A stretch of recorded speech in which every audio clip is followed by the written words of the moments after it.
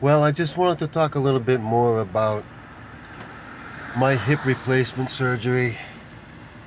I'm 67 years old, and I know there's a lot of you viewers out there who are probably in my age group and will probably have to have some kind of joint replacement surgery of your own. The surgery went very well. I had an excellent doctor. The recovery was really tough. I mean, really tough. As I have said in my other video clip, um, all those restrictions that I thought were going to really hinder um, my recuperation did not apply to me because the doctor went in through the front instead of the back. And that simplified everything. So I'm very thankful to have had a good doctor. All the nurses and the staff were excellent. Physical therapists who came out afterward were excellent too. But the reality of the situation is, and I didn't expect it to be this way, it really kind of sent me for a loop. The pain and the discomfort is immense. I was on oxycodone because I can't take any of the NSAIDs. I can't take aspirin, ibuprofen, Motrin, none of that stuff. It irritates my stomach lining, and if you do that enough times, you will get internal bleeding. You'll get stomach ulcers and bleeding, and that can be deadly. So they put me on Xarelto, a blood thinner. They're going to put you on a blood thinner for a month because of the surgery. I mean, they have to make a big incision, and there's a lot of healing and a lot of blood flow to the wound, and you can't take chances with blood clots. So they needed me on a blood thinner. They put me on Xarelto. Cost me $325, and that's with my insurance. And I could only take it for about a week because it began to irritate my stomach lining real bad. So I had to get off of that, and I had to go on aspirin. Now, aspirin is also an irritant, but they have these coated aspirin now that help reduce that to a minimum. So I went on aspirin, 325 milligrams twice a day, these coated aspirin. And for a while it was working out okay, but gradually, little by little, that began to irritate my stomach too. And I had to quit. You know, you can't take chances with that. You could be bleeding into your stomach and not even know it. So I lasted 3 weeks on blood thinners, Xarelto and aspirin, which is a blood thinner. They use that to thin blood. And then I had to quit. Now, they wanted me to be on blood thinners for a month. I made it for 3 weeks. I was lucky. Or maybe I should say I've been blessed with recuperative ability. The wound healed nicely. I went back for a 2-week follow-up after the surgery. The wound was healing nicely. They took x-rays. Everything looked great. I was on track. And that was great. But I was on oxycodone for about 7 days after the surgery, simply because I couldn't take the NSAIDs. Oxycodone is great. You take a couple of those and it's nighty-night, but the pain is so intense and the discomfort that I would take a couple of oxycodone and I would sleep for maybe 2 or 3 hours, and then I would be awake again, and I couldn't take any more oxycodone for another, it's supposed to be every 6 hours, so you might get 2 or 3 hours of sleep and then 2 or 3 hours or 4 hours of pain before you can take any more. And I wasn't sleeping very much at all. And when I ran out of oxycodone, of course, they're not going to refill it. They're not going to give you an extension on that because of all the concerns over opioids. I call them dopioids. So I was without pain medication except for the aspirin. And I was not sleeping very much at all. And also the pain and discomfort from the hip itself. You know, there's only so many sleeping positions. I couldn't lie flat on my back because it would mean extending my leg all the way out, and that was painful. I could only sleep on my left side. I'm a side sleeper. I curl up into the fetal position and, stick that thumb in my mouth. Just kidding. But no, I curl up in the fetal position. I could not sleep on my right side because the hip that was replaced was my right hip. And naturally, that's the one I drive with too, so I haven't been able to drive. Right now, I'm in Old Rough Cut, my old van. I got the engine running so I can charge up my phone. I'm going to shut the engine off now. And this is how I've been doing it. I have no electricity in the back of the new van. So I come here to the old van, which is just a couple of spaces, parked a couple of spaces behind the other one. And I run the engine for about 10 or 15 minutes and it charges up the house battery here. And then I can plug my phone in and recharge.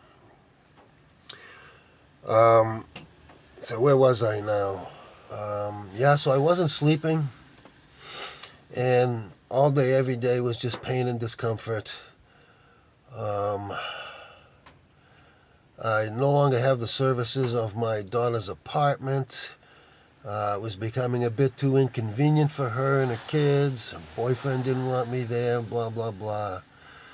So I had to go to outpatient physical therapy, which conveniently enough is almost right across the street.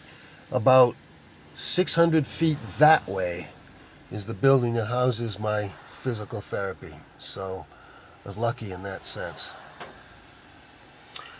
I was on crutches for, I don't know, maybe a couple weeks.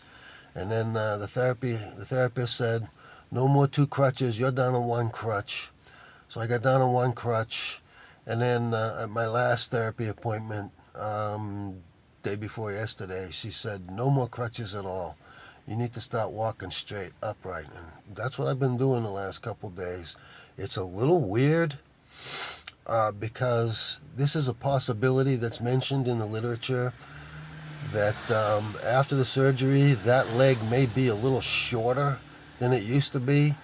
So they might have to put a lift. I might have to wear a lift in my shoe. I'm not sure. I'm going to ask the doctor when I see him again. I'm going in for another... anyway, so I might have to put a lift in my shoe. I'm seeing the surgeon again next month for my final follow-up. And I'll know then whether I need a lift. It's just so weird because there's a lot of numbness around the hip. The problem with going in through the front for surgery instead of the rear.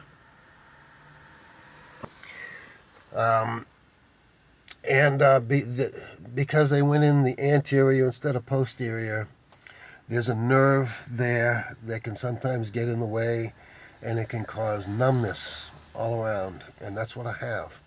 So I can't really feel what's going on with my hip, and it's a weird sensation. So I'm kind of walking around like a drunken penguin right now. And I did get sick over Christmas. Just before Christmas, I came down with some kind of respiratory virus. But I wanted to emphasize just how